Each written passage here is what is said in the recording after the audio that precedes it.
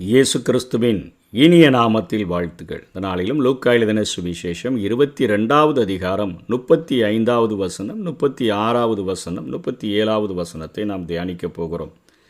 பின்னும் அவர் அவர்களை நோக்கி, நான் உங்களை பணப்பையும் சாமான் பையும் பாதரட்சைகளும் இல்லாமல் அனுப்பின போது ஏதாயிலும் உங்களுக்கு குறைவாயிருந்ததா என்றார். அவர்கள் ஒன்றும் குறைவாயிருந்ததில்லை என்றார்கள்.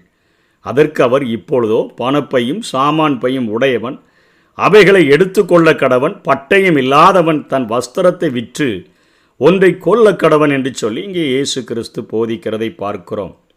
பட்டயத்தை எடுத்தவர்கள் பட்டயத்தால் மடிவார்கள், துன்புறுத்துவோரை ஆசீர்வதியுங்கள் என்றெல்லாம் நமக்கு போதித்த இயேசு கிறிஸ்து கொலைக்காரர்களுக்காகவே உயிரையே கொடுக்க வந்தவர் இங்கே மனம் தடுமாறி பேசுகிறாரோ என்கிற ஒரு காரியம் நம்முடைய இருதயத்தில் உருவாகும். அந்த வாளை கொண்டு பேதுரு மல்கூசியினுடைய காதை வெட்டி வீழ்த்தினதை நாம் வேதத்திலே பார்க்கிறோம். லூக்கா 22வது அதிகாரம் 50ஆம் வசனத்தில் பிரதான ஆசாரியனுடைய வேலைக்காரனை வலது காதர வெட்டினான் என்று பார்க்கிறோம். யோவான் 18:10 தெளிவாய் எழுதப்படுகிறது. அப்பொழுது சீமோன் பேதுரு தன்னிடத்தில் இருந்த பட்டயத்தை உருவி பிரதான ஆசாரியனுடைய வேலைக்காரனை வலது காலதர வெட்டினான். அந்த வேலைக்காரனுக்கு மல்குஸ் என்று பெயர் என்று சொல்லி அவன் பெயரோடு கூட யார் வெட்டினார், யார் வெட்டப்பட்டார் என்றெல்லாம் எழுதப்பட்டிருக்கிறதை பார்க்கிறோம். இச்சம்பவ பின்னணியுடன் நம்ம வாசித்தோம் என்று சொன்னால் நமக்கு தெளிவு இதில் கிடைக்க முடியும். கெத்செமனைக்கு இயேசு கிறிஸ்து செல்லுகிறதற்கு முன்பாக நடந்த உரையாடலாக இது இருக்கிறது. அவர் முன்பு தமது சீடரை அனுப்பின போது வழியில் தடியை கொண்டு போக சொன்னார், போகக்கூடாது என்று சொன்னார், பை கொண்டு போகக்கூடாது என்று சொன்னார், அப்பம் கொண்டு போக வேண்டாம் என்று சொன்னார், காசு 2 அங்கி இவைகளெல்லாம் கொண்டு போகக்கூடாது என்று சொன்னதை நாம் பார்க்கிறோம். லூக்கா 9ஆம் அதிகாரம் 3ஆம் வசனத்தில். அப்பொழுது அவர் அவர்களை நோக்கி, வழிக்கு தடியாவது பையாவது அப்பத்தையாவது காசையாவது எடுத்துக்கொண்டு போக வேண்டாம், 2 அங்கிகளை கொண்டு போகவும் வேண்டாம். அதை நினைவூட்டி மீண்டும் இங்கே இயேசு கேள்வி கேட்கிறார். அப்பொழுது ஏதாவது உங்களுக்கு குறைவாக இருந்ததா என்று கேட்கும்போது அங்கே சீஷர்கள் இயேசுவை பார்த்து சொல்லுகிறார்கள், இல்லை என்கிற பதிலை சொல்லுகிறார்கள். ஒன்றும் குறைவாயிருந்ததில்லை என்று சொல்லுகிறார்கள்.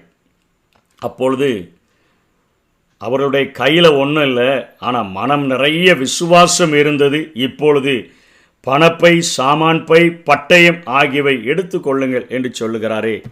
ஏன் என்று சொன்னால் அதற்கு அடுத்த வசனத்தில் சொல்லுகிறார், அக்கிரமக்காரரில் ஒருவராக எண்ணப்பட்டு மரணமடைந்து தீர்க்க தரிசனத்தை நான் நிறைவேற்றப் போகிறேன் என்று இயேசு இங்கே சொல்லுகிறார். ஏசாயா 53:12 எழுதப்பட்ட தீர்க்க தரிசனத்தின்படி அவர் தம்முடைய ஆத்துமாவை மரணத்தில் ஊற்றி அக்கிரமக்காரரில் ஒருவராக எண்ணப்பட்டு அநேகருடைய பாவத்தை தாமே சுமந்து அக்கிரமக்காரருக்காக வேண்டிக் கொண்டது நிமித்தம் அநேகரை அவருக்கு பங்காக கொடுப்பேன் என்று அங்கே ஏசாயா ஆண்டவருடைய வார்த்தையை எழுதி வைத்திருக்கிறார். அக்கிரமக்காரரில் ஒருவராக எண்ணப்பட்டு நான் மரிக்கப் போகிறேன். மார்க்கு 15:28 மார்க்கு சொல்லுகிறார், அக்கிரமக்காரரில் ஒருவராக எண்ணப்பட்டார் என்கிற வேத வாக்கியம் அதனாலே நிறைவேறிற்று என்று சொல்லி பார்க்கிறோம். அது நிகழுகிற போது நான் ஒப்பு கொடுக்கப்பட போகிற நேரத்தில் அனைத்து சீடர்களும் நீங்கள் சிதறி ஓடி விடுவீங்க, பேதுரு மறுதலிப்பார், அவரை பற்றிய விசுவாசத்தில் வீழ்ச்சி அடையக்கூடியவராய் நீங்கள் மாறிவிடுவீங்க, அப்பொழுது இவைகளெல்லாம் உங்களுக்கு தேவைப்படும் என்கிற காரியத்தை உள்ளே கொண்டவராக இயேசு பேசுகிறார். ஏனெனில் கலிலேயர்கள் தற்பொழுது தற்பாதுகாப்புக்காக அவர்கள் ஆயுதத்தை எப்பொழுதும் கொண்டு செல்கிறது வழக்கமாக இருந்தது. இந்த சீடர்களும் முன்பு இவ்வாறு அந்த ஆயுதங்களை வைத்து கொண்டதெல்லாம் நடந்தவர்கள்தான். மேலும் அவர்களுக்கு செலவுக்கு பணம் வேணும். ஏனெனில் முன்பு இருந்த விசுவாசமோ முன்பு இருந்த அந்த தைரியமோ அவர்களிடத்தில் இல்லை. விசுவாசம் இல்லாத போது, பயம் வரும்போது இவைகளெல்லாம் தேவைப்படக்கூடியதாக இருக்கிறது. சீடர்கள் அனைவரும் சேர்ந்து 2 வாள்கள், அதாவது 2 பட்டயம் இருக்குதுன்னு சொல்கிறாங்க. ஆண்டவர் சொல்கிறார், எனினும் போதும் என்று சொல்லுகிறதை பார்க்கிறோம். அதாவது ஒரு பட்டிமன்ற காரியம் போல இந்த விவாதங்கள் இருக்கிறது. பணப்பை வேண்டாம், தடி வேண்டாம், சாமான் பை வேண்டாம், பட்டயம் வேண்டாம் என்று சொன்னவர் இங்கே எடுத்துக்கொள்ள சொல்லுகிறார். இதனுடைய அர்த்தம் என்னன்னா, விசுவாசம் இருக்கும் பொழுது ஆண்டவராகிய இயேசு கிறிஸ்துவின் மேலே ஒரு அசைக்க முடியாத விசுவாசம் இருக்கும் பொழுது வானத்தையும் பூமியையும் உண்டாக்கின கர்த்தரிடத்திலிருந்து எனக்கு ஒத்தாசை வரும் என்கிறதுல அத்தனை உறுதியுடன் நாம் வாழ முடியும். விசுவாச குறைவுகள் வரும் பொழுது உலக மனிதர்களினுடைய அந்த வழிகளிலே நாம் செல்லக்கூடியவர்களாக மாறிவிடுவோம். அக்கிரமக்காரர்கள் ஒருவராக எண்ணப்பட்டு நான் பிடிக்கப்படும் பொழுது உங்கள் வாழ்க்கையில் அநேக விசுவாச தடுமாற்றங்கள் வரும் அப்படிங்கிறதை உணர்த்துவிக்கும் வண்ணமாக இயேசு கிறிஸ்து இங்கே பேசுகிறார். ஆனால் வேதத்தினுடைய வெளிச்சத்தில் நாம் தெளிவாக கற்றுக்கொள்ள வேண்டிய காரியம், ஆண்டவராகிய இயேசு கிறிஸ்து சபையாகிய நமக்கு கொடுத்திருக்கிற ஆயுதங்கள் எல்லாம் ஆவிக்குரிய ஆயுதங்களாக இயேசு கிறிஸ்து கொடுத்திருக்கிறார். அதாவது எபேசியரில் 6ஆம் அதிகாரம் 10ஆம் வசனத்திலிருந்து 18வது வசனம் வரையிலும் அங்கே பவுல் அப்போஸ்தலன் தெளிவாக எழுதுகிறார். நம்ம முன்னாடி எந்த ஆயுதங்களை வைத்துட்டு எந்த மனுஷர்கள் மேலே விசுவாசம் வைத்துட்டு யார் யார் உதவி செய்வார்கள் என்கிற நம்பிக்கையில் வாழ்ந்திருக்கலாம். ஆனால் விசுவாச ஓட்டத்தில் வந்த பின்பாக நமக்கென்று ஒரு ஆவிக்குரிய போராட்டம் இருக்கிறது.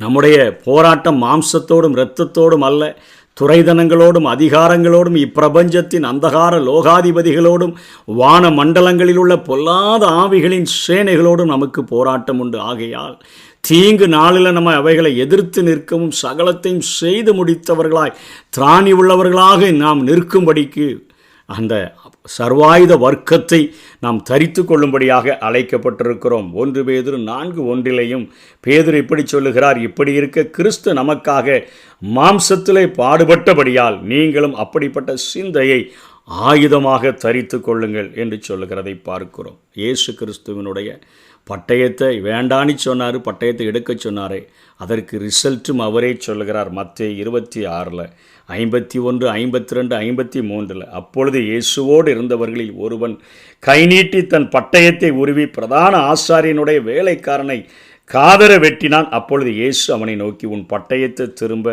அதன் உரையில போடு, பட்டயத்தை எடுக்கிற யாவரும் பட்டயத்தால் மடிந்து போவார்கள். நான் இப்பொழுது என் பிதாவை வேண்டிக் கொண்டால் அவர் 12 லேகியோனுக்கும், ஒரு லேகியோன் என்றார் 6000 குடிக்கிறது, 12 லேகியோன் என்றால் கிட்டத்தட்ட 72,000 பேரை குறிக்கிறது. அதற்கும் அதிகமான தூதரை என்னிடத்தில் அனுப்ப மாட்டார் என்று நினைக்கிறாயா? ஒரு தூதன் அனுப்பினாலே 1,85,000 பேரை மூச்சிலக்க செய்யக்கூடிய திறமை உடையவர்கள் என்னுடைய பிதாவை வேண்டிக் கொண்டால் அவர் இவ்வளவு காரியத்தை செய்ய முடியும்ப்பா. நீ ஒரு பெரிய பட்டயத்தை வச்சுட்டு என்ன செய்ய போகிறாய்? உங்களுடைய போராட்டங்கள், உங்களுடைய காரியங்கள் எல்லாம் ஒரு ஆவிக்குரிய போராட்டமாக இருக்க வேண்டும் என்று சொல்லி, அதனால தான் அப்போஸ்தலர்களில் நாம் பார்க்கிறோம், பேதுரு ஆலயத்திற்கு போகும்போது அவன்கிட்ட பணம் ஒன்றுமே இல்லை, பொன்னும் வெள்ளியும் எங்களிடத்தில் இல்லை, எங்களிடத்தில் உள்ளதை உனக்கு தருகிறோம், நசரனாகிய இயேசு கிறிஸ்துவின் நாமத்தில் எழுந்து நட என்று சொன்னதை பார்க்கிறோம். இன்றைக்கு விசுவாசிகளாய் அழைக்கப்பட்டிருக்கிற நம்ம அந்த கண்களை அவர் மேலே பதிய வைத்து, வானத்தையும் பூமியையும் உண்டாக்கின கர்த்தரிடத்திலிருந்து தான் எனக்கு பாதுகாப்பு, எனக்கு பராமரிப்பு என்று சொல்லி அவர் மேலேயே 100க்கு 100 விசுவாசம் வைத்து வாழுவோம். கர்த்தர் தாமே நம்மை ஆசீர்வதிப்பாராக. ஆமென். விசுவாசத்தினால் நீதிமான் பிழைப்பான், விசுவாசியே பதறாதே. விசுவாசத்தினால் நீதிமான் பிழைப்பான், விசுவாசியே பதறாதே.